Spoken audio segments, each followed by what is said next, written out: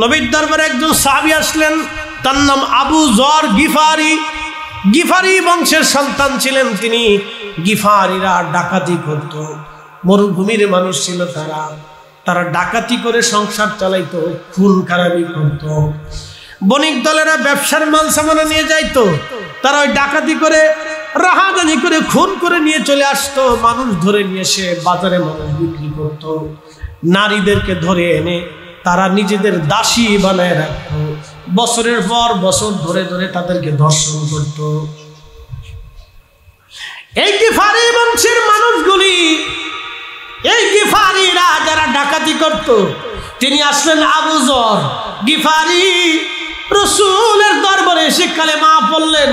শুধু কালেমা পড়েন নাই, কালেমা পড়ার পরে ডাকাতি, এই বংশের মানুষ ডাকাতি ছেড়ে দিল, খুন খারাপি ছেড়ে দিল। সারিয়া দিয়া এত ভালো হয়ে গেল, আবু যর গিফারি এত ভালো হলো, ক্ষুধার ভয় অন্তরের ভিতরে এত পরিমাণে আনলেন তিনি। আল্লাহু আকবার। নবী বললেন, আমার উম্মতেরা, কিয়ামতের ময়দানে দুনিয়ার যত জাহিদ ব্যক্তিরা, দুনিয়া বিরাগী, দুনিয়ার কিছু মানুষ থাকবে যারা দুনিয়াকে লাথি মারবে, আল্লাহকে কবুল করবে, এটাকে বলা হয় মুজাহাদা। এই মুজাহাদার ওলি সবাই হয় না। এই মুজাহাদা যারা দুনিয়া বিরাগী হইয়া আল্লাহকে খুশি করার জন্য দিনহীন হয়ে রাস্তায় বের হয়ে যায়, এদেরকে বলা হয় জাহিদ। মুজাহাদা, এই জাহিদদের মধ্যে ছিলেন আবু বকর, ওমর, উসমান, আলী, এরকম আশারে মুবাশশিরের সাহাবী হযরত সালমান ফারসি রাদিয়াল্লাহু তাআলা আনহু, হযরত আবু যর গিফারি। নবী বললেন, আমার উম্মতের ভিতরে কিয়ামত পর্যন্ত কিছু জাহিদ ব্যক্তি থাকবে যারা আল্লাহকে খুশি করার জন্য দুনিয়ার সমস্ত কিছু, সব কিছুকে জলাঞ্জলি দিয়ে আমি আল্লাহকে, আমার আল্লাহকে খুশি করবে। তারা মুজাহাদা করবে, তারা জাহিদ হবে। আর এই জাহিদদের যিনি সর্দার হবে, তিনি আমার আবু যর গিফারি। এক সময় ছিল ডাকাত, এখন হয়ে গেল জাহিদদের সর্দার। কেন? আমার রাসূলের সহমতি আসিয়া, দরবারে মুস্তাফার গোলামি করিয়া, নবীজির আদর্শ বুকের মধ্যে লালন করিয়া, জিন্দেগীর মাথা থেকে পা পর্যন্ত নবীর আদর্শ নিয়া হযরত আবু যর গিফারি এমন শ্রেষ্ঠত্ব নিয়ে গেলেন, কিয়ামত পর্যন্ত এই উম্মতের যারা জাহিদ হবে, কিয়ামতের মাঠে হযরত আবু যর আল্লাহর নবীর সামনে দাঁড়াবে, আল্লাহর সামনে দাঁড়াবে। হযরত আবু যর গিফারি রাদিয়াল্লাহু তাআলা আনহু, খুব মনোযোগ দিবেন। আল্লাহর নবী বললেন, কিয়ামতের ময়দানে আবু যর দাঁড়াবে, আবু যরের পিছনে দুনিয়ার সমস্ত জাহিদরা দাঁড়াবে। কিয়ামতের ময়দানে হযরত আবু বকর সিদ্দিক রাদিয়াল্লাহু আনহু দাঁড়াবে। আবু বকরের পিছনে দুনিয়ার সমস্ত সিদ্দিক যারা থাকবে, যারা সত্যবাদী, তারা সবাই হযরত আবু বকরের পিছনে দাঁড়াবে। একসাথে বলবেন আল্লাহু আকবার। সমস্ত সিদ্দিক সত্যবাদীরা মারহাবা বলেন। কি বাদী? জোরে বলেন না, না, আরো জোরে বলেন। দুনিয়ার সমস্ত সত্যবাদীরা আবু বকরের পিছনে দাঁড়াবে। দুনিয়া হযরত আবু বকরের পরে হযরত ওমর দাঁড়াবে। ওমরের পিছনে কারা দাঁড়াবে জানেননি? হযরত ওমর ছিলেন আদিল, ন্যায় বিচারক। আল্লাহর নবী বললেন, আমার ওমরের পিছনে দুনিয়ার সমস্ত ন্যায় বিচারকরা দাঁড়াবে। দুনিয়াতে যারা ন্যায় বিচার করবে, আমার ওমরের পিছনে দাঁড়াবে। আর দুনিয়াতে যারা ন্যায় বিচার করবে না, আল্লাহর নবী বললেন, কিয়ামতের ময়দানে আমার ওমর দাঁড়াবে, ওমরের পিছনে দুনিয়ার সমস্ত ন্যায় বিচারকারীরা দাঁড়াবে। হযরত উসমান রাদিয়াল্লাহু আনহু কিয়ামতের মাঠে দাঁড়াবে। উসমান ছিলেন দানশীল, দান করনেওয়ালা। নবীজি বলেন, দুনিয়াতে যারা দান করেছিল, আল্লাহর রাহে লিল্লাহ, আল্লাহর জন্য যারা দান করেছিল, আমার উসমানের পিছনে তারা দাঁড়াবে। আল্লাহর নবী বললেন, আমার আলী দাঁড়াবে কিয়ামতের ময়দানে। দুনিয়ার সমস্ত বীর বাহাদুর যারা ছিল, দ্বীনের জন্য যারা লড়াই করত, এই সমস্ত বাহাদুররা, বীর যোদ্ধারা আমার আলীর পিছনে দাঁড়িয়ে যাবে।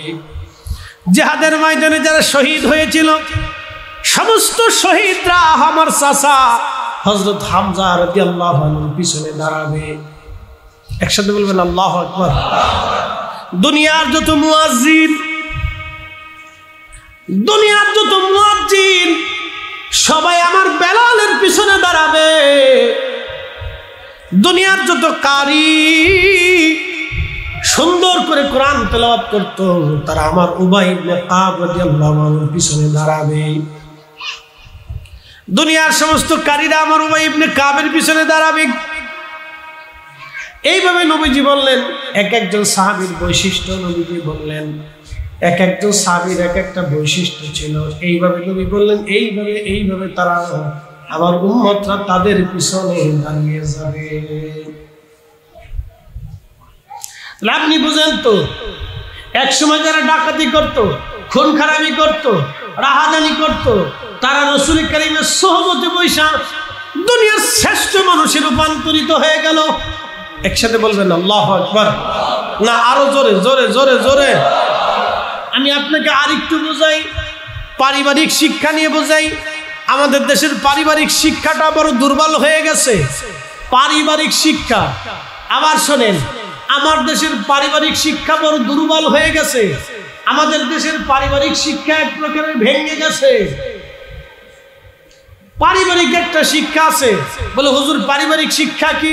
আমি আপনাদেরকে বোঝাই। মক্কার ছেলেরা আমার নবীকে পাথর মারলো, তায়েফের ছেলেরা আমার রাসূলকে পাথর মারলো। শুধু পাথর মারে নাই, পাথর মেরে মেরে রক্তাক্ত করে দিল। আল্লাহর নবীকে পাথর মারলেন তায়েফের যুবকরা, পাথর মারতে মারতে রক্তাক্ত করে দিলেন। আহা, নবীজি বসে পড়লেন, দাঁড়াইতে পারতেছিলেন না। হযরত যায়েদ রাদিয়াল্লাহু আনহু নবীজিকে কাঁধে করে নিয়ে রওনা করলেন। ওরা আবার পাথর মারা শুরু করলো। পাথরের আঘাতে আঘাতে প্রিয় নবীজি তায়েফের জর্জরিত হয়ে গেলেন। পাথর কারা মারলো, যুবকদেরকে তারা লেলিয়ে দিল। এই যুবকরা নবীজিকে পাথর মেরেছিল। মক্কার যুবকরা নবীকে কষ্ট দিল, মক্কার মানুষেরা নবীকে কষ্ট দিল। কিন্তু আপনি যদি দেখেন, মদিনাতুল মুনাওয়ারাতে নবীজি যখন গেলেন, আহা, হিজরত করে রওনা করলেন।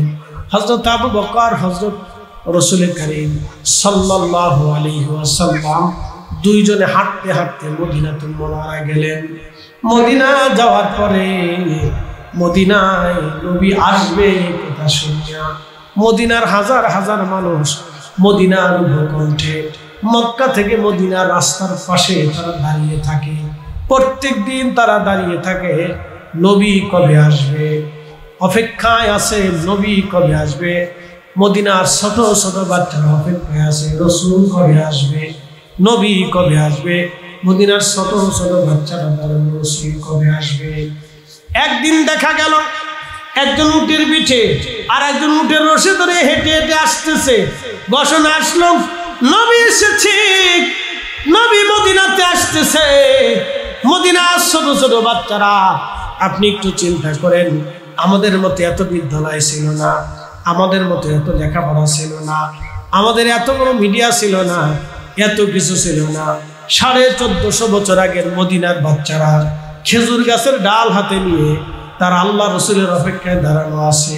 নবীজিকে দেখার সাথে সাথে মদিনার বাচ্চারা বের হয়ে গেল। বের হইয়া রাস্তায় রাস্তায় তারা আনন্দ করতে লাগলো, আল্লাহর নবীজির দিকে দৌড়াই যেতে লাগলো আর বলতে লাগলো, তলাআল বাদরু আলাইনা মিন সানিয়াতিল ওয়াদা ওয়াজাবা শুকরু আলাইনা মাদা লিল্লাহি না। এটার নাম পারিবারিক শিক্ষা। শুনে যাবেন, মদিনা সেই দিন কোনো বিদ্যালয় নাই যে টিচাররা শিখিয়ে দিয়েছে নবী আসবে আর তোমরা রিসিভ করবা।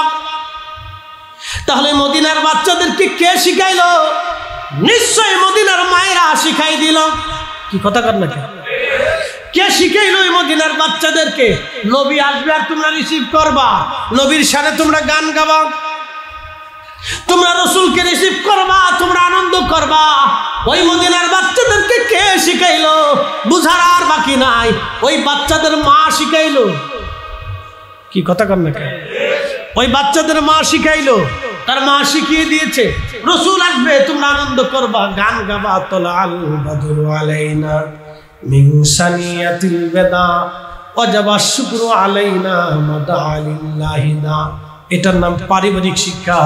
যেই পরিবার সুন্নি হয় ওই পরিবারের বাচ্চারাও সুন্নি হয়। যেই মা আশিক রাসূল হয় ও তার বাচ্চাটাও আশিক রাসূল হয়। যে মা ভদ্র হয় তার বাচ্চাটাও বাবা ভদ্র হয়। কথা কন না কেন? ঠিক কিনা? পারিবারিক শিক্ষা, পারিবারিক শিক্ষা, এই পারিবারিক শিক্ষা আমাদের ভেঙে যাচ্ছে। বলে হুজুর প্রমাণ কি? কয়েকদিন আগে আমরা শুনেছি ভোলাতে একজন মুহাদ্দিস, তাকে দুর্বৃত্তরা হত্যা করেছে, কিন্তু ঘটনা আপনারা জানেন না। কোন দুর্বৃত্ত তাকে হত্যা করে নাই, তার নিজের কলিজার টুকরা ছেলে তাকে হত্যা করেছে। তো বয়স বেশি না, 8-9 পড়ে। বলে কারণ কি? পুলিশে খতিয়ে দেখলো অন্য কোনো কারণ না, ছেলেটা মোবাইলে আসক্ত ছিল। এই শুনে যাবেন, বাচ্চাদেরকে মোবাইল দিবেন না। ওর হাতে ফুটবল দিয়ে দেন, ওর হাতে ক্রিকেট দিয়ে দেন, র্যাকেট দিয়ে দেন, খেলা দিয়ে দেন, দৌড়াদৌড়ি শিখুক, খেলাধুলা করুক।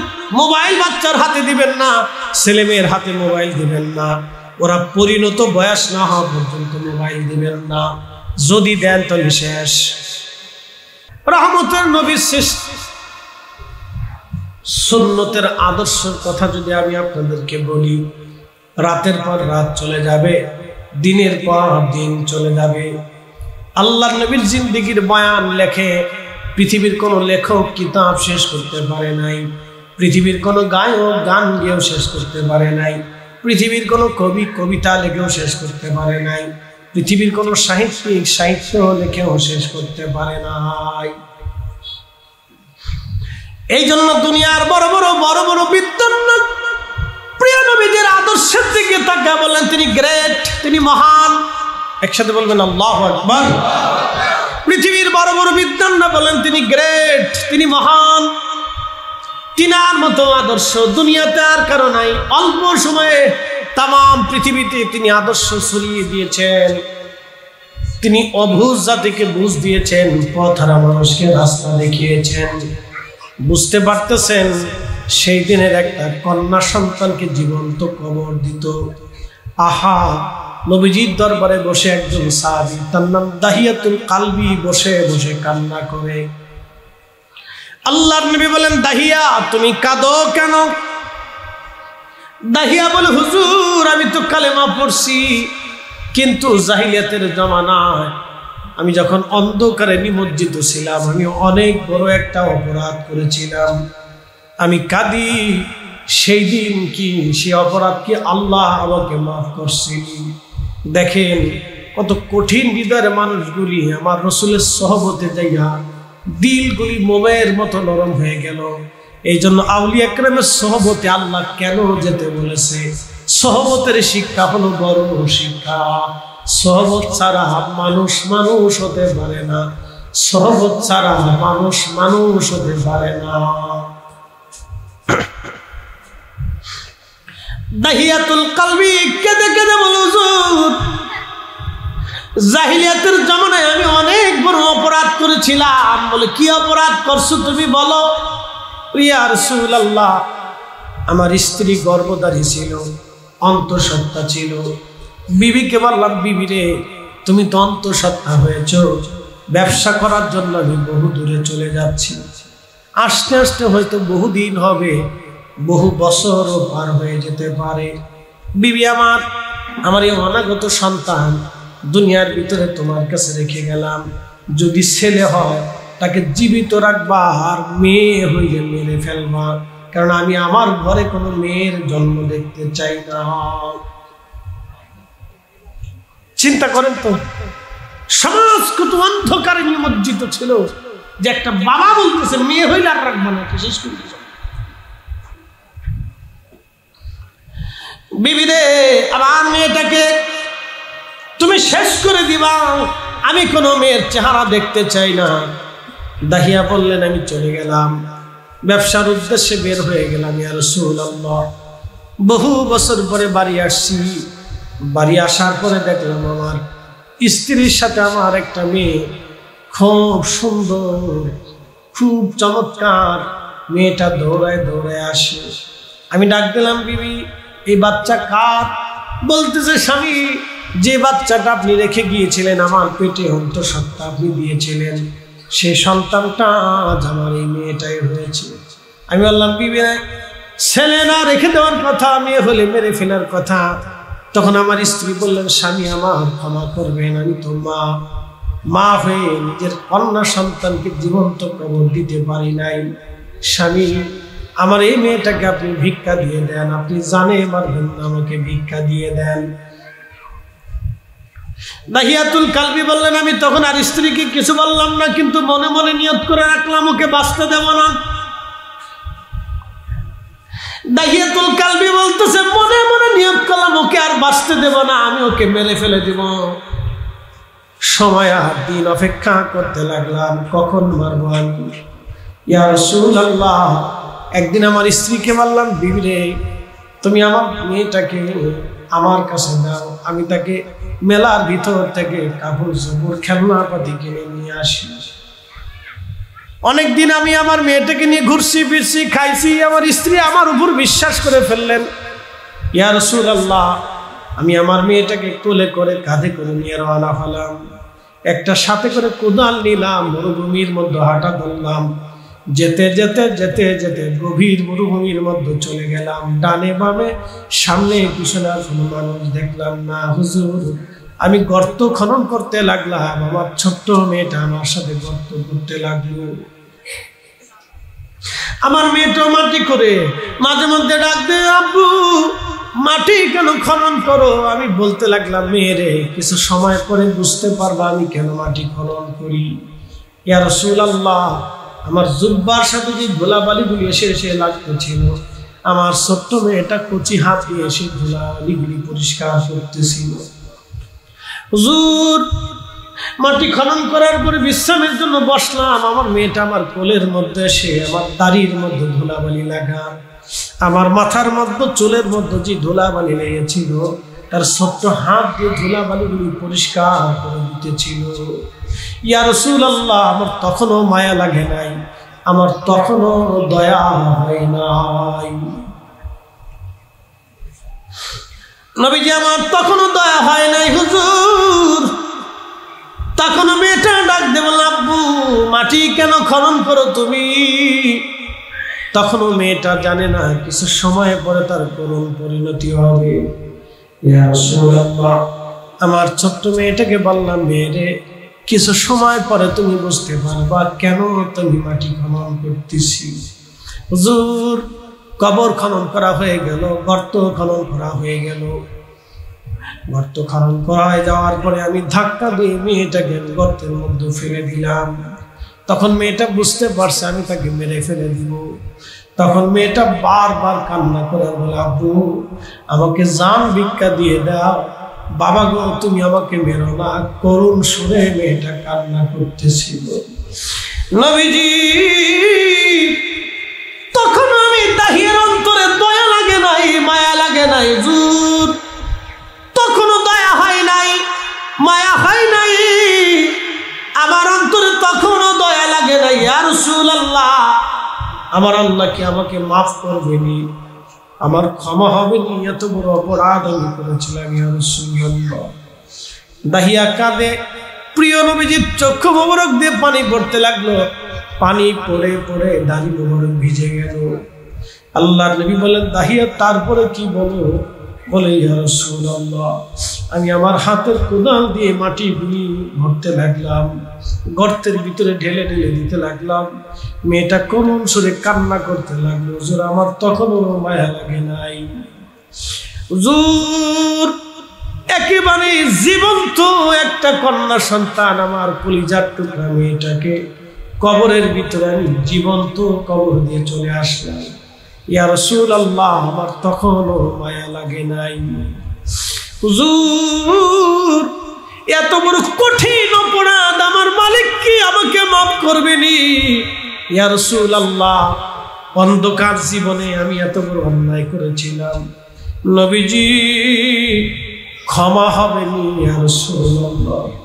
আল্লাহর নবী কাঁদতে লাগলেন, আল্লাহর নবী কেঁদে ফেললেন। দাহিয়ারে যাও, কালেমা পড়ার সাথে সাথে আমার রব আমার আল্লাহ তোমার জীবনের গুনাহগুলি মাফ করে দিয়েছে। তুমি আগে যত গুনাহ করেছো, যত ভুল করেছো, যত অন্যায় করেছো, সমস্ত অন্যায়গুলি আল্লাহ তোমাকে মাফ করে দিয়েছে। নবী ঘোষণা দিয়ে দিলেন, আমার উম্মতেরা, যদি তোমাদের ঘরে কোনো কন্যা সন্তান আল্লাহ দেয় তাহলে বুঝবা আল্লাহ তোমার জন্য রহমত পাঠিয়েছে। যদি বুঝতে চেষ্টা না বুঝেন তাহলে মনে রাখবেন, মা যেমন সন্তানের প্রতি দয়াবান, প্রত্যেকটা কন্যা সন্তান একদিন মা হবে। সন্তানের জন্য মা যেমন দয়াশীল, তাহলে বুঝবেন ওই মেয়েটাও দয়াশীল। আমার রব আমার আল্লাহ বলেছেন, আমার রসুল বলেছেন, কন্যা সন্তান আশা বলে খোদার রহমত আশা। এ হাজিরিন, কন্যা সন্তান জীবন্ত কবর দেওয়া আরবে বন্ধ হয়ে গেল নবীর কারণে। একসাথে বলবেন আল্লাহু আকবার। আল্লাহ রসুলের কারণে কন্যা সন্তান জীবন্ত কবর দেওয়া বন্ধ হয়ে গেল। গোত্রে গোত্রে মারামারি বন্ধ হয়ে গেল। সুবহানাল্লাহ বলবেন না? গোত্রে গোত্রে মারামারি বন্ধ হয়ে গেল। ১৬ লক্ষ সাহাবী নবীজির সাথী এসে কালেমা পড়ে পড়ে দিন গ্রহণ করে করে আহা আত্মভুলা মানুষগুলি পথের সন্ধান পেয়ে গেল। নবীজির দরবারে এমন কিছু সাহাবী আসলো যারা অনেক বড় বড় দাগি আসামি, তারা এসে এসে কালেমা পড়তে লাগলো। কালেমা শুধু পড়ে নাই, তারা কালেমা পড়ে শ্রেষ্ঠ মানুষ হয়ে গেল। তাদের শ্রেষ্ঠত্ব দেখে, বুজুর্গি দেখে আমার রব আমার আল্লাহ ঘোষণা দিয়ে দিলেন, রাদিয়াল্লাহু আনহুম ওয়া রাদু আন। আমি আল্লাহ তাদের উপরে খুশি, তারা আমি আল্লাহর উপরে খুশি। শুধু এইখানে শেষ না, আমার আল্লাহ বলেন, যালিকা লিমান খাশিয়া রাব্বা। এই জন্য আমি আল্লাহ তাদের উপরে খুশি, তারা আমি আল্লাহকে ভয় করত। কারা? তারা সাহাবীরা। কারা? তারা সাহাবীরা। এইভাবে দিনের পর দিন আমাদের দেশ রাষ্ট্র দুর্ভিক্ষের দিকে চলে যাচ্ছে। অপার সম্ভাবনার দেশগুলি আপনারা ভঙ্গুরের দিকে চলে যাচ্ছে। আমাদের কাজ কি? এখনই সতর্ক হওয়া। আমাদের কাজ কি? এখনই নবীর আদর্শ নিজের জীবনে বাস্তবায়ন করা। আল্লাহ বলেন, মা আতাকুমুর রাসূলু ফাখুযুহু ওয়া মা নাহাকুম আনহু ফান্তাহু। আমার নবী যেটা করেছেন তোমরা করো, নবী যেটা করতে বলেছেন তোমরা সেটা করো। নবী যেটা করেন নাই, করতে বলেন নাই, তোমরা সেটা ছেড়ে দাও। আমার রাসূল যা বলেছে তোমরা তা মেনে নাও। আমার নবী যা করেছেন তোমরা সেটা করো। আমার নবীর জীবন আদর্শ তোমাদেরকে যা দিয়েছেন তোমরা সেইগুলি নিজেদের জীবনে বাস্তবায়ন করো। ও আমার বান্দারা, যদি করতে পারো তাহলে আমি আল্লাহ তোমাদের জন্য উত্তম পুরস্কার হিসেবে একটা আবাস তোমাদের জন্য রেখে দিয়েছি। জাযাউহুম ইনদা রাব্বিহিম জান্নাতু আদনিন তাজরি মিন তাহতিহাল আনহারু খালিদিনা ফিহা আবাদা।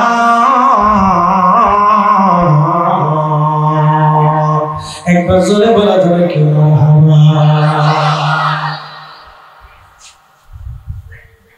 বান্দারে, যদি আমার রাসূলের আদর্শে তোমরা আদর্শবান হতে পারো, নবীর রঙে রঙিন হতে পারো, প্রিয় নবীর চরিত্রে যদি চরিত্রবান হতে পারো, আমার মেহবুবের চরিত্রে যদি তোমরা চরিত্রবান হতে পারো, আমার হাবিবের চরিত্রে যদি চরিত্রবান হতে পারো, জাযাউহুম ইনদা রাব্বিহিম জান্নাহ। আমি আল্লাহর পক্ষ থেকে তোমাদের জন্য একটা আবাস আসবে, জান্নাত। দুনিয়ার যে আবাস আপনি দেখতেছেন, এই দুনিয়ার আবাসের পরে আপনার আরেকটা আবাস আসবে। এই দুনিয়াতে আপনি বসবাস করেন, আল্লাহ আপনাকে আরেকটা স্থানে বসবাস করাবেন। সেই জায়গার নাম হলো জান্নাত। জান্নাত, জান্নাতু আদনিন তাজরি মিন তাহতিহাল আনহারু খালিদিনা ফিহা আবাদা।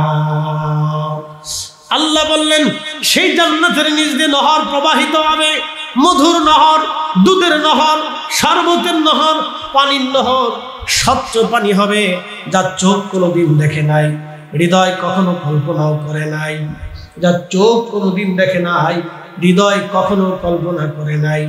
এমন আবাস আমি আল্লাহ তোমাদেরকে দিয়ে দিব, এত চমৎকার আবাস আমি তোমাদেরকে দিয়ে দিব, এত সুন্দর আবাস আমি তোমাদেরকে দিয়ে দেব। হে আমার বান্দারা, যে আবাসের নিচে নহর প্রবাহিত হবে, তোমরা কতদিন ওই আবাসের মধ্যে থাকবা?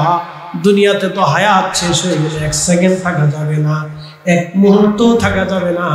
ওই জান্নাতে তোমরা কতদিন থাকবা? আল্লাহ বলেন তাহতিহাল আনহারু খালিদিনা ফিহা আবাদা, চিরদিন থাকবা, কোনোদিন তুই আর বের হবে না। ওই আবাসে তোমার শুরু হবে, কোনোদিন শেষ হবে না। শুরু হয়ে যাবে, কোনোদিন শেষ হবে না। শুরু হয়ে যাবে, কোনোদিন শেষ হবে না। সে আবাসের নাম জান্নাত। কতদিন দেরি হবে? মাত্র মৃত্যুটা মাত্র দেরি হবে। মুমিন যারা ওই জান্নাতে যাইতে কতদিন দেরি হবে? প্রশ্ন রাখতে পারেন ফরিদি হুজুর, কতদিন লাগবে ওই জান্নাতে যাইতে? মুমিন আশিক রসুল যারা, ইশকে রসুল দিয়ে কলিজা যারা জিন্দা বানায়, নবীর আদর্শ দিয়ে যায়, তার জীবনকে রাঙায় দেয়।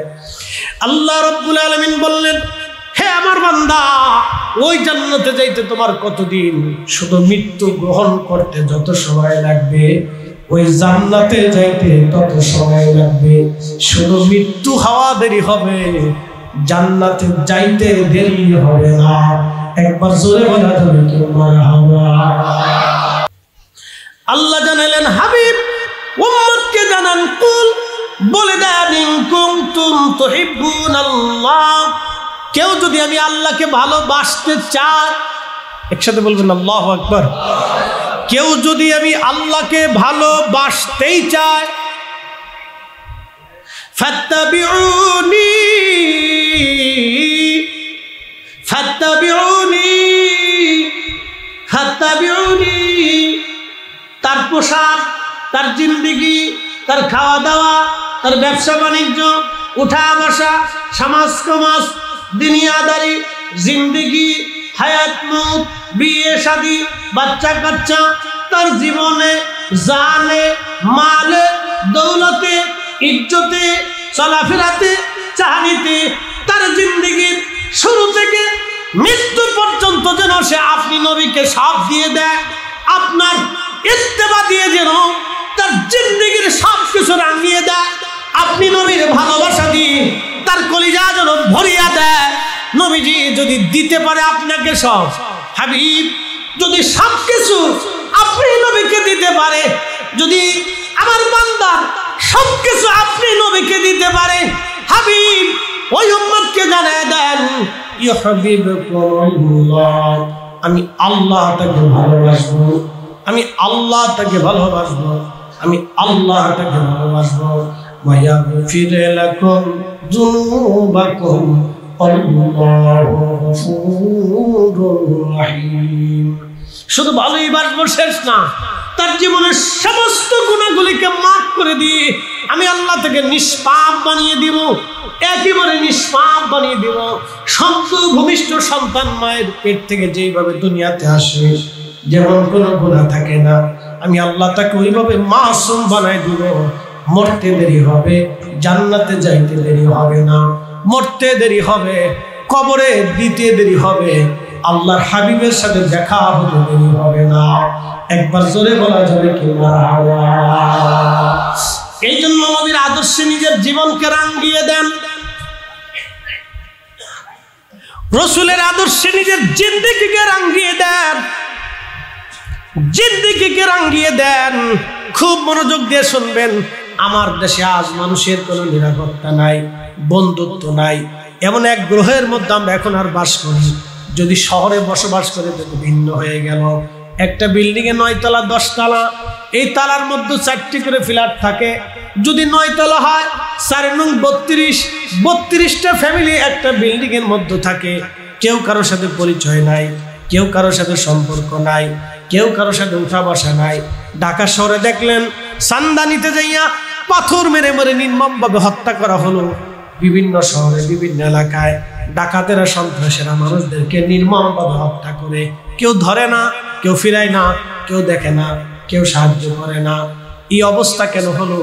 এই অবস্থা যদি এইভাবে চলতে থাকে, রাষ্ট্র ভেঙে পড়বে, সমাজ ভেঙে পড়বে, মানুষের বসবাস ভেঙে পড়বে, ব্যবসা বাণিজ্য ভেঙে পড়বে, অর্থনীতি নষ্ট হয়ে যাবে, সমাজনীতি নষ্ট হয়ে যাবে। যদি এইভাবে চলে আর কিছুদিন, তাহলে রাষ্ট্র ভেঙে যাবে, সমাজ নষ্ট হয়ে যাবে, সহমর্মিতা ভালোবাসা নষ্ট হয়ে যাবে, বিশ্বাস নষ্ট হয়ে যাবে। আমাদের গ্রামের ভিতরে ঢুকে গেল তাই, সহমর্মিতা নাই, পরিবেশ নাই, একতাবদ্ধতা নাই, মানুষ একবদ্ধতাভাবে বাস করা ভুলে গেল, কেউ কারো খোঁজ খবর নেয় না, দরিদ্র না খেয়ে থাকলেও খবর হয় না। এইভাবে যদি চলে সমাজ নষ্ট হয়ে যাবে, রাষ্ট্র নষ্ট হয়ে যাবে। আমার নবীর আদর্শ এরকম ছিল না, রসুলের চরিত্র ছিল বাড়ি বাড়ি খোঁজ নিতেন, ডানে বামে খুঁজতেন। আল্লাহর নবী বলেন, আমার উম্মত তোমার ডানে বামে সামনে পিছনে 40 ঘরের মধ্যে যদি আমার একজন উম্মত রাত্রিবেলা ক্ষুধার্ত অবস্থায় ঘুমায়, আর তুমি পেট ভরে খেয়ে দিয়ে যদি ঘুমাও, আল্লাহ তোমার নাম মুমিনের কাতারে লিখবে না। নবী আরো বলে দিলেন, ও আমার উম্মত, মান লাম ইয়ারহামিন নাস ওয়া মান লাম ইয়ারহামিল্লাহ, যে মানুষকে দয়া করে না আল্লাহ তাকে দয়া করে না, যে মানুষকে দয়া করে আল্লাহ তাকে দয়া করে। আপনার প্রতিবেশী যদি হিন্দু হয়, যদি ক্ষুধার্ত থাকে, আপনি মুসলিম তাতে কি হয়েছে তার করে আপনি খাবার পাঠাবেন। আপনার প্রতিবেশী যদি বৌদ্ধ হয়, সে যদি অসুস্থ থাকে, আপনি মুসলিম, আপনি বৌদ্ধকে নিয়ে চিকিৎসা করাবেন। আপনার প্রতিবেশী যদি খ্রিস্টান হয়, তার বাচ্চার যদি কাপড় না থাকে, আপনি মুসলিম তাতে কি আপনি তার বাচ্চার জন্য কাপড় কিনে দিবেন। এটার নাম ইসলাম, এটার নামে দিন। এই দিন তো 1400 বছর আগে নবী শিখিয়ে দিয়ে গেলেন, আর আমরা শিখলাম কি? আমরা হচ্ছে কি? আগামীর পথ চলা কি আমরা নিজেরাও বলতে পারি না। হাই হাই, একই বাগানের ভিতরে যদি 1000 রকমের ফুল বসবাস করতে পারে, তাহলে একই পৃথিবীতে আমরা বহু রকমের মানুষ কেন বাস করতে পারবো না?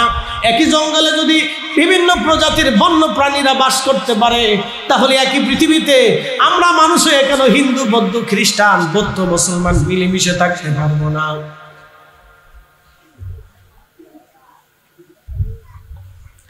নবীজি শিখাইলেন কি? আল্লাহর নবী বলে দিলেন, আমার উম্মত তোমরা শোনো, আমার উম্মত তোমরা শোনো, সেই তো প্রকৃত মুসলমান। আল মুসলিমু মান সালিমাল মুসলিমুনা মিন লিসানিহি ওয়া ইয়াদিহি, সেই তো অরিজিনাল মুসলমান, যার জবান থেকে হাত থেকে আরেক মুসলমান নিরাপদ। কি কথা কন না কেন, ঠিক কিনা? সেই তো অরিজিনাল মুসলমান, যার জবান থেকে হাত থেকে আরেক মুসলমান নিরাপদ। কই আমরা নিরাপত্তা দিলাম, নিজেরাও নিরাপত্তাহীন, আর একজনকে নিরাপত্তাহীন রাখলাম। আমার জবান থেকে কি করে নিরাপত্তা হলো? আমি গীবত করি, আমি শিকায়ত করি, অন্যের দুর্নাম করে ভেজাল বাড়াই, গ্রামে গ্রামে ভেজাল, রাজনীতিতে ভেজাল, সমাজনীতিতে ভেজাল, ব্যবসা বাণিজ্যে ভেজাল। এই দোকানদার ওই দোকানদারে দেখতে পারে না, এই ড্রাইভার ওই ড্রাইভারকে দেখতে পারে না, এই হুজুর ওই হুজুরকে দেখতে পারে না, এই ইমাম ওই ইমামকে দেখতে পারে না, এই নেতা সেই নেতাকে দেখতে পারে না, ওই মাতুব্বার সেই মাতুব্বারে দেখতে পারে না, এই অফিসার ওই অফিসারকে দেখতে পারে না, এই ডাক্তার ওই ডাক্তারকে দেখতে পারে না। কি কথা কন না কেন? এইভাবে চললে আগামী দিন আমাদের জন্য অন্ধকার হবে, অন্ধকার। এজন্য আল্লাহ বললেন, হাবিব উম্মতকে জানান, আপনার আদর্শ যদি নিতে পারে তাহলে শান্তি আর শান্তি। নবীজি বললেন, আমার উম্মত আল মুসলিমু মান সালিমাল মুসলিমুনা মিন লিসানিহি, একজন মুসলমানের জবান থেকে আরেক মুসলমান নিরাপদ থাকবে। আমাদের গ্রামে এক ধরনের নীতি আছে, নাম দিছি ভিলেজ পলিটিক্স, আমি নাম দিছি কুত্তা পলিটিক্স। এই কথা কন না কেন, জোরে বলে। নাম দিছি ভিলেজ পলিটিক্স, আমি নাম দিছি কুত্তা পলিটিক্স। আমাদের দেশে এখন হয়েছে গার্লফ্রেন্ড আর বয়ফ্রেন্ড, ইউনিভার্সিটিতে হয়েছে গার্লফ্রেন্ড আর বয়ফ্রেন্ড। ওই যে দেখলেন চট্টগ্রাম বিশ্ববিদ্যালয়ে মারামারি লাগলো কেন? গ্রামের সাথে বিশ্ববিদ্যালয়ের ছেলেরা কেন মারামারি করবে? আর গ্রামবাসী ছেলেরা বিশ্ববিদ্যালয়ের ছেলেদের সাথে কেন মারামারি করবে? একটা মেয়ের বয়ফ্রেন্ড আর গার্লফ্রেন্ড, আমি নাম দিছি কুত্তা ফ্রেন্ড। এই কুত্তা ফ্রেন্ডের জন্য চট্টগ্রামে মারামারি। কথা কন না কেন? হাবিব আমার, প্রিয় বন্ধু আমার, আপনাকে দুনিয়াতে আমি আল্লাহ পাঠিয়েছি। কেন দুনিয়াতে পাঠাইলাম? তার একটা কারণ হলো শাহিদ, আপনি সাক্ষী। شاهدا ومبشرا ونذيرا। 2 নম্বর আপনি আমি রব্বুল আলামিন দরবারে আপনি সুসংবাদ প্রদানকারী এবং ভীতি প্রদর্শনকারী। ওয়া দাঈয়ান ইলাল্লাহ, আর একটা কাজ আপনার হচ্ছে আপনি মানুষকে আল্লাহর দিকে আহ্বানকারী। আপনি রবের দিকে আহ্বানকারী। বিইذনিহি ওয়া সিরাজাম মুনীরা, আর একটা হচ্ছে আপনি সিরাজাম মুনীর, উজ্জ্বল প্রদীপওয়ালা, নূরওয়ালা। একসাথে জোরে বলা যাবে কি সুবহানাল্লাহ। 1 নম্বর আপনি সাক্ষী, 2 নম্বর আপনি সুসংবাদ প্রদানকারী, 3 নম্বর আপনি ভীতি প্রদর্শনকারী, 4 নম্বর আপনি আল্লাহর দিকে আহ্বানকারী, 5 নম্বর আপনি ওয়াসিরাজাম মুনীরা, উজ্জ্বল নূরওয়ালা, আপনি নূরওয়ালা। আপনার দেওয়া নূরের আলোতে সারা পৃথিবী উদ্ভাসিত হয়েছে, তাম দুনিয়া উদ্ভাসিত হবে আপনার দেওয়ার নূরের আলোতে। আপনার আদর্শে তাম দুনিয়া উদ্ভাসিত হয়ে যাবে। অন্য আয়াতে আল্লাহ বললেন ওয়া ইন্নাকা লাআলা খুলুকিন আযীম, আপনি এমন এক মহান চরিত্রের আধার, এমন এক মহান চরিত্রের আপনি অধিকারী, এমন এক মহান আদর্শের অধিকারী। ইয়া রাসূলুল্লাহ, আপনি হচ্ছেন মহান চরিত্রের অধিকারী। এই জন্য কারো মধ্যে যদি রসুলের চরিত্র আসে, সুন্নাহ আসে, তাহলে মনে রাখবেন এই সুন্নাহ, এই আদর্শ হচ্ছেন মহান আদর্শ। কেউ যদি রসুলের আদর্শ না, এটা মহান আদর্শ, ছোটখাটো কোনো আদর্শ না, আল্লাহর জবান স্বীকৃত আদর্শ, মহান। আল্লাহ বলেন খুলুকিন আযীম, মহান চরিত্র আপনার, মহান চরিত্র, এত দামি চরিত্র। সহিহ বুখারীতে আসছে এক বেদুইন আমার রসুলের মসজিদের মধ্যে আসলো। বেদুইন মসজিদে নববী, যেই মসজিদে নামাজ পড়লে 1 রাকাত নামাজ পড়লে 50,000 রাকাতের সওয়াব হয়। এক বেদুইন ওই মসজিদের মধ্যে আসলো। বেদুইন মসজিদের মধ্যে আসলেন, ইমাম রাহমাতুল লিল আলামিন মুসল্লি হলো সাহাবায়ে আজমাইন। আপনি বুঝেন তো কোন জমানা? খায়রুল কুরুনি সুম্মাল্লাযীনা ইয়ালুনাহুম সুম্মাল্লাযীনা ইয়ালুনাহুম। নবী বললেন আমার জমানা উত্তম। একসাথে বলবেন না সুবহানাল্লাহ। আমার জমানা উত্তম, আমার পরে আমার সাহাবী তাবেঈদের জমানা উত্তম, তারপরে তাবেঈদের জমানা উত্তম, এরপরে জমানার উত্তম থাকবে না। এরপরে আসবে শুধু ফিতনা আর ফিতনা আর ফিতনা, ফিতনা ফিতনা ফিতনা ফিতনা। নবীজি বললেন আমার জমানা উত্তম। নবী হচ্ছেন ইমাম, সাহাবী মুসল্লি, মুসল্লি হচ্ছে সাহাবায়ে আজমাইন। তাও কোন সাহাবী? আবু বকর ফিল জান্নাতি, ওমর ফিল জান্নাতি, উসমান ফিল জান্নাতি, আলী ফিল জান্নাতি, তালহা ফিল জান্নাতি, জুবাইর ফিল জান্নাতি, আব্দুর রহমান ইবনে আওফ ফিল জান্নাতি, সাদ বিন আবি ওয়াক্কাস ফিল জান্নাতি, সাঈদ ইবনে জুবাইর ফিল জান্নাতি, আবু বয়দ ইবনে জাররাহ ফিল জান্নাতি, আবু হুরায়রা জান্নাতি, আয়েশা জান্নাতি, হার সাহাবী জান্নাতি। প্রত্যেকজন সাহাবী আল্লাহর জান্নাতি। একসাথে বলবেন না সুবহানাল্লাহ। আমার রাসূলের প্রত্যেকজন সাহাবী জান্নাতি। সব জান্নাতি সাহাবীরা হলো মুসল্লি, আর জান্নাতের যিনি সাহেব তিনি হলেন ইমাম। জান্নাতের যিনি সাহেব তিনি ইমাম। মাকামে মাহমুদ আল্লাহ হলেন ইমাম। হাউজে কাউসার ওয়ালা হলেন সেই মসজিদের ইমাম। পৃথিবীর শ্রেষ্ঠ মুয়াজ্জিন হযরত বেলাল হলো সেই মসজিদের মুয়াজ্জিন। চিন্তা করেন, পেশাব হয়ে গেল, নবীজি বললেন সাহাবীরা রে মশক করে পানি এনে তোমরা মশক ভরে পানি এনে মসজিদের মধ্যে ঢেলে পেশাব পরিষ্কার করে দাও। সুবহানাল্লাহ বলবেন না? আল্লাহ এমনি বলেন নাই ওয়া ইন্নাকা লাআলা খুলুকিন আযীম, আপনি মহান চরিত্রের অধিকারী।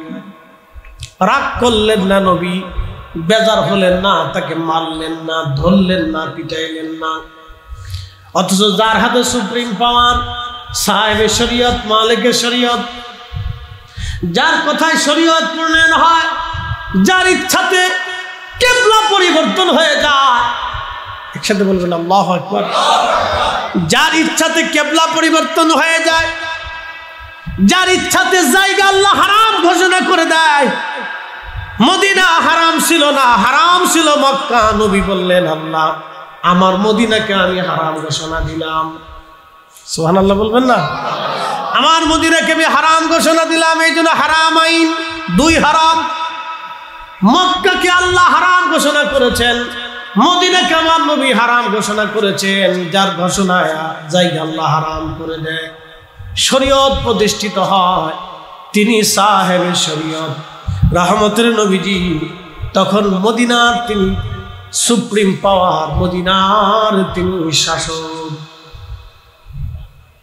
ইচ্ছা করলে বেদুইনের কল্লা কেটে ফেলে দিতে পারতেন, ইচ্ছে করলে মারতে পারতেন, কিন্তু না, নবীজি মারেন নাই, কল্লা কাটেন নাই, শাস্তি দেন নাই।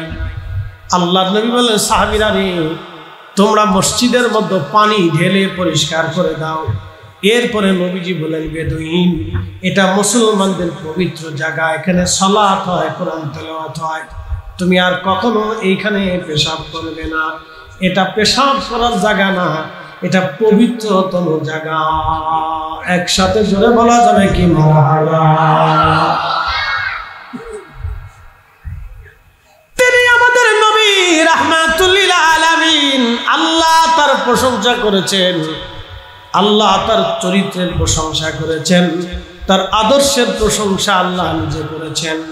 আল্লাহ বলে দিলেন কামা আরসালনা ফীকুম রাসূলাম মিনকুম ইয়াতলু আলাইকুম আয়াতিনা। অথচ আমার দেশে একটা সিঙ্গারা নিয়ে মারামারি হয়, সিঙ্গারা নিয়ে মারামারি, বিয়ে বাড়ির গেটে মারামারি, বিয়ে বাড়ির খাবার নিয়ে মারামারি। কি আশ্চর্য! কুত্তা নিয়ে মারামারি, বিড়াল নিয়ে মারামারি, হাট বাজারে মারামারি, চান্দা কালেকশন, চান্দাবাজি, ডাকাতি, চুরি, মসজিদে জুতা চুরি হয়। কি কথা কান লেখা, কি বলবো আমি আপনাকে? এই জন্য জাতির শিক্ষা ব্যবস্থা একেবারে মন থেকে চেঞ্জ করার দরকার, নতুবা জাতি চেঞ্জ হবে না। এদেরকে আল্লাহ রাসূলের সুন্নতের আদর্শের শিক্ষা দিতে হবে। রহমতের নবী শিখাই দিলেন বেদুইন, যাও, এটা নবী মুসলমানদের পবিত্র জায়গা, মসজিদ, এখানে কোরআন তেলাওয়াত হয়, এখানে সালাত হয়, এখানে পেশাব পায়খানা করার জায়গা না। বন্ধু খুব মনোযোগ দিয়ে শুনবেন। আল্লাহু আকবার। আমার নবীজিকে আল্লাহ বলেন কামা আরসালনা ফীকুম রাসূলাম মিনকুম ইয়াতলু আলাইকুম আয়াতিনা। আমি আপনাকে তাদের মধ্যে নবী হিসেবে রাসূল করে পাঠিয়েছি, নবী আপনারে পাঠাইলাম, আপনি আমার বান্দাদের মাঝে আমি আল্লাহর আয়াত সমূহ তেলাওয়াত করে আপনি শোনাবেন, তার বিধান জানাবেন, হালাল হারাম বুঝাবেন, আমার কোরআন সমূহ তাদেরকে শিক্ষা দিবেন। আমি আল্লাহর বিধান বলি জানাবেন, আমি আল্লাহর দেওয়া শিক্ষা তাদেরকে শিক্ষা দিবেন। আমি আল্লাহর দেওয়া শরীয়ত, আমি আল্লাহর দেওয়া মারিফাত, আমি আল্লাহর দেওয়া হেদায়েত, আমি আল্লাহর দেওয়া দেখানো পথ, আমি আল্লাহর দেওয়া রাস্তা আপনি আপনার উম্মতকে শিখাবেন। শুধু এখানে না, আমার উম্মত, আপনার উম্মতকে আপনি পবিত্র বানাবেন। ওয়ায়ুআল্লিমুকুমুল কিতাবা ওয়াল হিকমা। নবীজি আপনি আপনার উম্মতকে কিতাব শিক্ষা দিবেন, হিকমত শিক্ষা দিবেন। একবার জোরে বলা যাবে কি মারহাবা। আল্লাহ রসুল শুধু রসুল না, তিনি শিক্ষক, মহান শিক্ষক। আল্লাহ নবী শুধু রসুল না, তিনি মহান একজন শিক্ষক, মহান শিক্ষক। জীবনে কোনোদিন কোন মাদ্রাসায় একটা অক্ষর পর্যন্ত শিখেন নাই।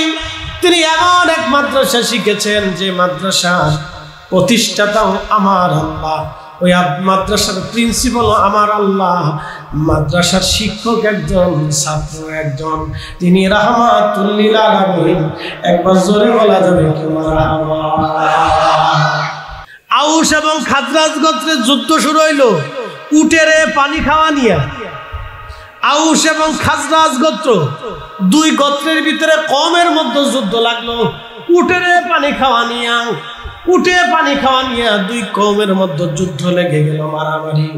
আমাদের দেশে যেমন বিয়ে বাড়িতে মারামারি, খাবার নিয়ে মারামারি, সিঙ্গারা নিয়ে মারামারি, কুত্তা নিয়ে মারামারি, জায়গা নিয়ে মারামারি, দ্বন্দ্ব নিয়ে মারামারি, ক্ষমতা নিয়ে মারামারি, ওইরকম আগেও জাহিলিয়াতের যুগেতে এরকম মারামারি ছিল। উটের পানি খাবার নিয়ে আউস এবং খাজরাজ গোত্রের ভিতরে যুদ্ধ শুরু হয়ে গেল। একাধারে 40 বছর যুদ্ধ, কেউ বন্ধ করতে পারে না। 40 বছর একাধারে যুদ্ধ চললো, দুই গ্রুপের যুদ্ধ হলো 40 বছর। রহমতের নবীজি যুদ্ধ থামানোর জন্য আল্লাহ নবী একটা সংগঠন করলেন যুবকদেরকে নিয়ে। এই সংগঠনের নাম হিলফুল ফুজুল। একবার জোরে বলা যাবে আল্লাহু আকবার। হিলফুল ফুজুল সংগঠন করলেন। এই সংগঠন করে মক্কাতুল মুকাররমাতে তিনি শান্তি ফেরানোর চেষ্টা করলেন। রসুলের কাজ ছিল কি দেখেন, শান্তি ফেরানো। অথচ আমার দেশের মৌলবী যারা আছে, একদম যারা সুন্নি মাইন্ডের বাহিরে আছে, তারা আমাদের দেশের সুদ বন্ধ করতে পারে নাই। সুদের বিরুদ্ধে এখন তো ওয়াজ বন্ধই হয়ে গেছে। তারা সুদ বন্ধ করতে পারে নাই, ঘুষ বন্ধ করতে পারে নাই, পতিতালয় বন্ধ করতে পারে নাই, খুন খারাপি বন্ধ করতে পারে নাই, চুরি বন্ধ করতে পারে নাই, চান্দাবাজি বন্ধ করতে পারে নাই, ডাকাতি বন্ধ করতে পারে নাই। তারা আইসা আমার নবীর মিলাদুল নবীর মাহফিল বন্ধ করার জন্য। আল্লাহর নবী, রহমতের নবী মক্কা থেকে কি দূর করলেন? তিনি দূর করলেন আর কোনোদিন কোন কন্যা সন্তান জীবন্ত কবর হবে না। মায়ের অধিকার ফিরিয়ে দিলেন, বোনের অধিকার ফিরিয়ে দিলেন, সন্তানের অধিকার ফিরিয়ে দিলেন, বাবা মার অধিকার ফিরিয়ে দিলেন, ন্যায় বিচার প্রতিষ্ঠিত করলেন, আদাল প্রতিষ্ঠিত করলেন। আমার রব বলেন, ইন্নাল্লাহা ইয়া'মুরু বিল আদলি ওয়াল ইহসানি ওয়া ইতা'i যিল কুরবা। আমি আল্লাহ হুকুম করলাম তোমরা দুনিয়াতে ন্যায় করবা, অন্যায় করবা না, ইহসান করবা, দয়া করবা, নিকট আত্মীয় যারা আছে তাদের সাথে সুসম্পর্ক রাখবা, আত্মীয়তার বন্ধন তোমরা ছিন্ন করবা না, আত্মীয়তার সম্পর্ক তোমরা বজায় রাখবা। আল্লাহ নবী হিলফুল ফুজুল গঠন করলেন। হিলফুল ফুজুল গঠন করে নবীজি যুদ্ধ বিগ্রহ, মারামারি, কাটাকাটি, খুন খারাপি বন্ধ করার চেষ্টা করলেন। একসাথে বলবেন না মারহাবা? না, জোরে বলেন, জোরে জোরে জোরে। অথচ আমার দেশে খুন খারাপি হয়, আমার দেশে চুরি হয়, আমার দেশে ডাকাতি হয়, আমার দেশে চাঁদাবাজি হয়, আমার দেশের ব্যবসায়িক খুন হয়, আমার দেশের ব্যবসায়িকদের নিরাপত্তা নাই, আমার দেশে বিদেশ যাত্রা, বিদেশ থেকে আসে, ওই বিমানবন্দর থেকে লাগেজ কেটে বিদেশিদের টাকা পয়সা মাল সামানা চুরি করে রেখে দেয়। কি কথা কন না কেন? আজও পর্যন্ত এটা বন্ধ করতে পারে নাই। তো সরকার কি কলা চুষে নাকি? প্রশাসন নাকি ঘুমায় নাকি?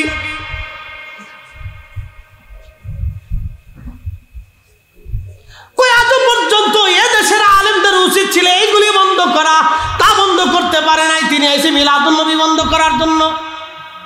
তার মানে বোঝা গেল কুসমে ডালমে কুসকে কালা হয়। তার মানে বোঝা গেল সবগুলোর ভিতরে শয়তানি। কথা বলে ঠিক না? এদেশের হাজার হাজার মিলাদুন নবী সাল্লাল্লাহু আলাইহি সাল্লাম মাহফিল হয়। কথা কর নাকি? ঠিক কিনা? প্রত্যেকটা মাহফিলে উলামায়ে কিরাম বিষয় ভিত্তিক আলোচনা করে। ঠিক আছে না? আল্লাহর দ্বীনের উপরে মানুষের জিন্দেগির উপরে, নবীজির সুন্নতের উপরে, কোরআনের বিভিন্ন বিষয়ের উপরে, ইসলামের বিভিন্ন দিক নির্দেশনার উপরে শত শত উলামায়ে কেরাম প্রত্যেক দিনই এই পবিত্র ঈদ মিলাদুন নবী মাহফিলে সারা বাংলাদেশে হাজার হাজার মাহফিলে হাজার হাজার উলামায়ে কেরাম লক্ষ লক্ষ মানুষকে কালেমার দিশা দেন। তুমি আইছো এইটা বন্ধ করার জন্য। আজ পর্যন্ত সুদ বন্ধ করতে পারো নাই, একটা সুদের কারখানা বন্ধ করতে পারো নাই, একটা এনজিও বন্ধ করতে পারো নাই, পতিতালয় বন্ধ করতে পারো নাই, আজ পর্যন্ত একটা বার হাউস বন্ধ করতে পারো নাই। আলেমদের কাজ ছিল কি? এদেশের লক্ষ লক্ষ যুবকরা বাবা খায়, ইয়াবা খায়, গাঁজা খায়, মদ খায়, কি কথা কন না কেন? আজ আলেমদের দায়িত্ব ছিল, লক্ষ লক্ষ আলেমরা যদি জোট করে বলতো আমার দেশে একটা নেশা চলবে না, নেশা করে রাস্তা না আগুন দাও, কি কথা কন না কেন? যারা নেশা বিক্রি করে, যারা মদ বিক্রি করে ওর বাড়ি আগুন দাও, যেখানে নেশা বিক্রি হয় ওই জায়গায় আগুন দাও। আমি নাম দিছি কুত্তা ফ্রেন্ড। কিসের ছেলে আর মেয়ে গার্লফ্রেন্ড হবে? এই মিয়া, এর চাইতে তো কাতি মাসের কুত্তাও ভালো। লজ্জা করা উচিত। এই কথা শুনলে তো আপনার বিমর্ষ হয়ে যাওয়া উচিত। হাই হাই সর্বনাশ, আমার ছেলে আমার মেয়ের করবেটা কি? গার্লফ্রেন্ড আর বয়ফ্রেন্ড কিসের? এই মিয়া, গার্লফ্রেন্ড আর বয়ফ্রেন্ড কিসের? নাম দিছি কুত্তা ফ্রেন্ড। লজ্জা করা উচিত। আগামী সমাজ ভাঙবে, রাষ্ট্র ভাঙবে, সংসার ভাঙবে। এইভাবে যদি চলতে থাকে তো সন্তানের পরিচয় নষ্ট হয়ে যাবে।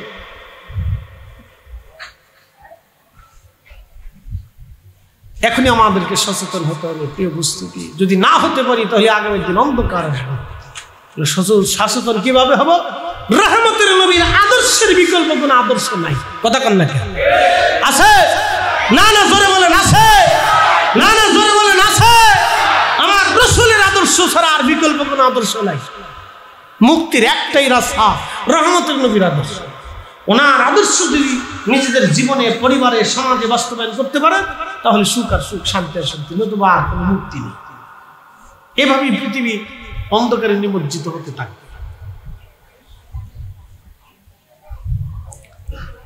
প্রিয় উপস্থিতি হাজিরিন, খুবই মনোযোগের সাথে কথাগুলি শুনবেন। আমরা তো অবশ্যই আল্লাহর কাছে চলে যাব, ফিরে চলে যাব। আমাদের সন্তানদেরকে শিখাইতে হবে ছোট্ট কাল থেকে, আমাদের বাচ্চাদেরকে শিখাইতে হবে ছোটকাল থেকে তাকে আদর্শ শিক্ষা দিতে হবে। একটা মা পারে সন্তানকে আদর্শ শিক্ষা দিতে, মা পারে, একটা মা পারে সন্তানকে আদর্শ শিক্ষা দিতে। মা পারে। বাবার হাতে এত সময় কম থাকে। বলে কেন? তার ব্যবসা আছে, চাকরি আছে, সমাজ আছে, রাষ্ট্র আছে, বাজার আছে, সদাই আছে, অনেক কাজ। সন্তানকে বেশি সময় দেওয়া হচ্ছে মা। মা ছোট্ট কাল থেকে সন্তানকে যেইভাবে গড়ে তুলবে সন্তান ওইভাবে গড়ে, মনে রাখবে। এই জন্য একটা মা পরে সন্তানকে শিক্ষা দিবে। আমাদের কাজ হচ্ছে আমাদের সন্তানদেরকে রহমতের নবীর আদর্শে আদর্শবান করা, সে আদর্শে সন্তানদেরকে রাঙ্গায়িত করা, চরিত্রবান। উপস্থিতি, আল্লাহ রসুলের জিন্দেগির দিকে যদি আপনি তাকান, আল্লাহ কোরআনে তার রসুলের বারবার প্রশংসা করেছেন। আল্লাহ বলেছেন আতিউল্লাহ, তোমরা আল্লাহর ইত্তেবা করো, ওয়া আতিউর রাসূল, আমার রসুলের ইত্তেবা। আতিউ শব্দটা আল্লাহর বেলায় যেমন, আতিউ শব্দটা তার রসুলের বেলায় সেমন। এই জন্য আমাদেরকে কেয়ারফুল হতে হবে। আল্লাহ আমাদেরকে নবীজির সুন্নতের রঙে রঙিন হওয়া তৌফিক নসিব করুন। সকলে বলে আমিন। सबसे आला आला रानोबी, सबसे आला आला। এই বাচ্চাদের হাতে আসক্তি দেবেন না, মোবাইল বন্ধ করে দেন।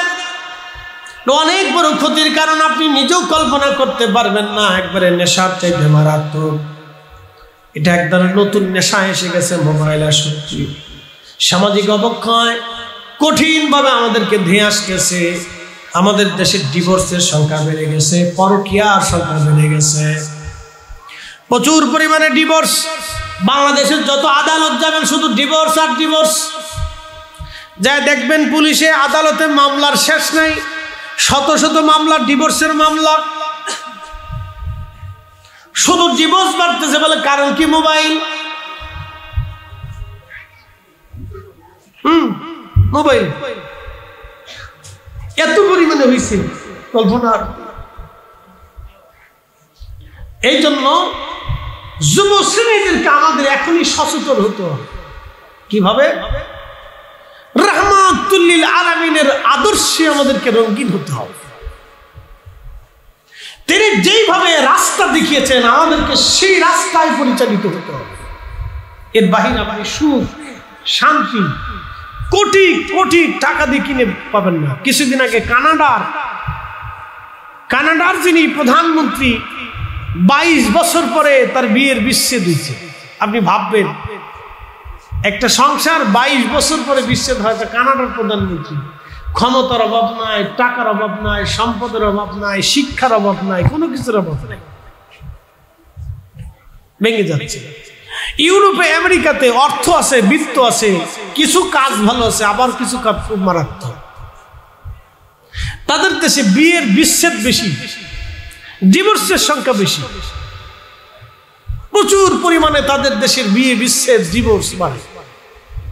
স্বামী স্ত্রীর মধ্যে কোনো মিল নাই, তাল নাই, অধিক পরিমাণে অসন্তুষ্টি। কারণ কি? এই আধুনিকতা।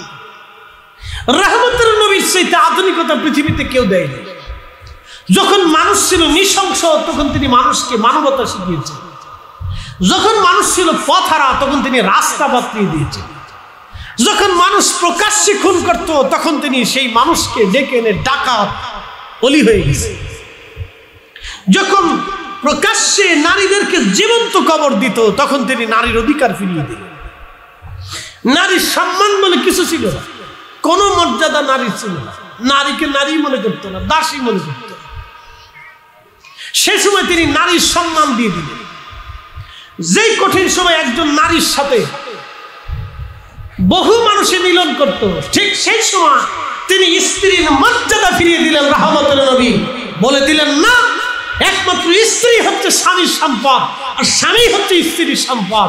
এই আদর্শ শিক্ষা দিয়া নারী জাতির অধিকার রাসূল ফিরিয়ে দিলেন। আজকে নারীরা অর্ধলঙ্গ হয়ে ঢাকার শহরে মিছিল দেয়, আমার দেহ আমার সিদ্ধান্ত, আমার দেহ আমার সিদ্ধান্ত, আমার মন আমার সিদ্ধান্ত।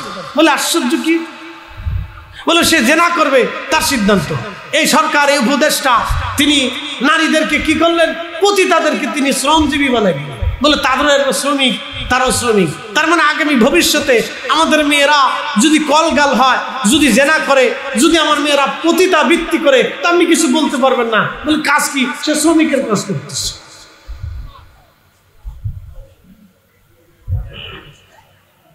কি ভাবতেছে? বেশি কিছু ভালো হচ্ছে না। এইভাবে যদি চলতে থাকে সমাজ ভেঙে যাবে, পরিবার ভেঙে যাবে, রাষ্ট্র ভেঙে যাবে, সমাজ নষ্ট হয়ে যাবে, রাষ্ট্র নষ্ট হয়ে যাবে, পরিবার নষ্ট হয়ে যাবে, বিচ্ছিন্ন হবে। আমাদের দেশে প্রায় 5 লক্ষের উপরে আছে পথ শিশু। পথ শিশু বুঝেননি? যাদের কারো বাবা নাই, কারো মা নাই, কে জন্ম দিছে তাও জানে না। 5 লক্ষের উপরে সারা বাংলাদেশে আছে পথ শিশু। কে জন্ম দিছে ও নিজেও জানে না যে আমাকে কে জন্ম দিচ্ছে। ইস, আপনি ভাবতে পারেন যে আগামী দিনগুলো এইভাবে চললে কি হবে? সে নিজেও জানে না আমাকে কে জন্ম দিছে, আবার জন্ম দিয়ে চলে গেছে, মাও চলে গেছে, বাবাও চলে গেছে, আবার বাবা নাই, মা আছে কোন রকম, দেখে না। এইভাবে রাষ্ট্র চলে কেমনে? সমাজ কিভাবে চলবে? আল্লাহর নবী শিখিয়ে দিলেন, আমার উম্মত এইভাবে চলবে না। তোমরা কিভাবে চলবা আল্লাহ জানাই দিলেন, আমার বান্দারা তোমরা চলবা লাকাদ কানা লাকুম ফি রাসূলিল্লাহি উসওয়াতুন হাসানা। আল্লাহ জানাইলেন আমার নবীর আদর্শ হচ্ছে উত্তম আদর্শ, আমার নবীর মডেল হচ্ছে তোমাদের জন্য উত্তম মডেল। আমাদের দেশে আছে ওই যে নাম দিছে মডেল, মডেল কি নাম দিছে তারকা। বলে কি চিত্র জগৎ, বেডিউন আছে, বেডাউন আছে, অর্ধ উলঙ্গ, শয়তান হাসে কয় বাপ রে বাপ, ওরা যদি তারকা হয় তো শয়তান আমি কেডা? আমার তো কোনো কাজ নাই। কি চিন্তা করেন, আমার দেশের যে সিনেমা হয় এটা অর্ধ উলঙ্গ সিনেমা। এইগুলি দেখে দেখে আবিজাবি নাটক ফাটক সিনেমা দেখে আমার দেশের বহু যুবক চরিত্রহীন হয়ে যায়, বহু নারীরা ঘর থেকে বের হয়ে যায়, বহু সন্তান বিপদগামী হয়ে যায়, বহু স্ত্রী স্বামী রেখে চলে যায়, বহু মেয়েরা সন্তান রেখে চলে যাচ্ছে, বহু বাবা সন্তান রেখে দিয়ে চলে যাচ্ছে। তো জাহিলিয়াতের বেশি দূর কোথায়? মা সন্তান রেখে দিয়ে ফেলে দিয়ে চলে যাচ্ছে আরেকজনের হাত ধরে।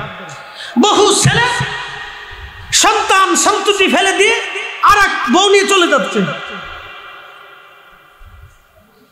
এইভাবে যদি চলে তো সমাজ ভেঙে যাবে। আইন আসতে হবে রাসূল কারীমের দেওয়া সুন্নতের বিধান। যদি বিধান বাস্তবায়িত হয় তাহলে আল্লাহ কসম করে বলি আমাদের সমাজ, আমাদের দেশ, আমাদের রাষ্ট্র, আমরা নিজেরা পরিবর্তিত হব, আমাদের জিন্দেগি জীবন পরিবর্তন হবে, নতুবা পরিবর্তনের কোনো সম্ভাবনা নেই। প্রিয় উপস্থিতি হাজিরিন, খুব মনোযোগের সাথে শুনবেন।